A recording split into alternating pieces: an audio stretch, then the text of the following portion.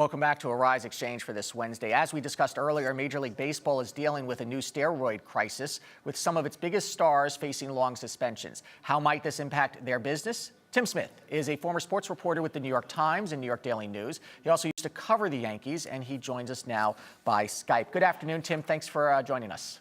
No problem. Thank you for having me. Why don't we just start with a quick update on where this investigation now stands? Well, it stands in the situation where Anthony Bosch, the owner of that aging clinic, is trying to determine whether he is actually going to give them information. They've had discussions and negotiations to try to have him give Major League Baseball information as to the names of players and what they ordered and what services they got from him. But so far, nothing's been finalized yet as to whether he's talking to them or not. Mainly the reports are that he is going to give them information, but he has not, as of yet, given them anything. And we should caution here that this guy, Anthony Bosch, is somewhat of a character himself. And, we have to take what he says very carefully here. Yeah, you do. You do have to understand that he is a guy that is not above selling information because he's in some financial straits. His clinic has been closed down for some while now, while things have been unraveling for him on his personal life and in his business side. So there is some concern also that if Major League Baseball can't reach an agreement with him rather quickly, that he may be out there selling his silence to the highest bidder as well. It's interesting that Major League Baseball is out there negotiating, but there's some legal implications here too. So it may not just be baseball that's going to come calling. But from a business perspective, is what Major League Baseball doing right now here simply public relations, or is this a real effort to clean up the sport? I think they're making as real an effort to try to clean it up as they possibly can. But also there is that public relations element that's involved. Remember that they have major, huge deals with the networks that broadcast the baseball games, the World Series, and the playoffs. They also have sponsorship deals that go a long way with regard to the various stadiums, and the various teams have sponsorship deals. So they have to make every effort that they possibly can to make sure that the players that are involved in the sport are clean, or at least they're trying to clean it up as much as possible, because they don't want to have it look like they're running some kind of renegade league where players are allowed to do anything that they want in order to compete. You've covered sports for a long time, and do you think the fans have simply had enough now, that maybe after years and years of just hearing this news, you have Lance Armstrong and all the other players that have come out, that really we're at a tipping point now that not just baseball but other sports too have to get this fixed?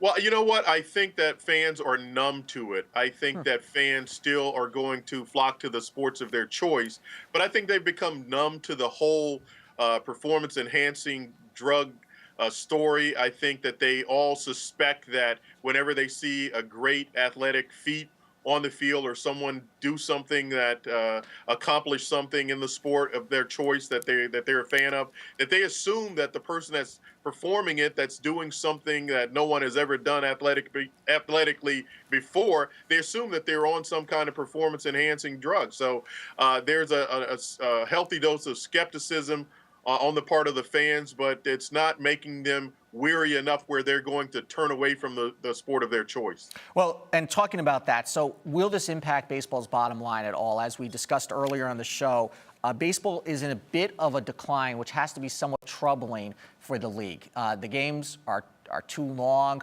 some say a little bit boring for young people to watch. Is there a chance here that baseball is really kind of on the wrong side of the power curve? Well, it's a sport that is losing fans, not only in terms of television viewing, but also in terms of at the stadiums where you have to go and buy tickets. And I think to a certain degree, it's because there's so many games, and a lot of the stadiums, the ticket prices are very expensive, and then you have parking, and then you have concessions. So the popularity of the sport is somewhat waning, but I don't think it's ever going to go away. I think you're still going to have a hardcore group of people that are going to be interested in the games. And it's a regional sport, so whatever town you're in, whatever team you grew up rooting for, that's normally the team that you root for.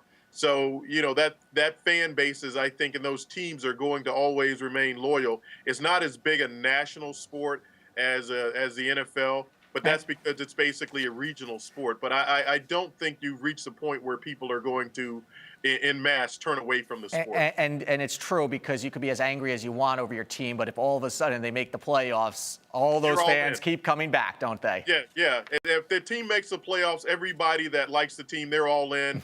All sins are forgiven. And if they have a guy that can hit 400 home runs a year, they're all in. If they have a guy who can, steal 300 bases a year, these are obviously outrageous numbers. But if you have someone on your team that's doing that, most of the fans don't really care whether the guy is on some performance-enhancing drug, and that's just the truth. And They look how many care people. more that they care more that he gets caught. And look how many people look the other way with Michael Vick. Well, certainly if you're in Philadelphia, all of a sudden, his whole problems went away as far as they were concerned. A quick question at the end here.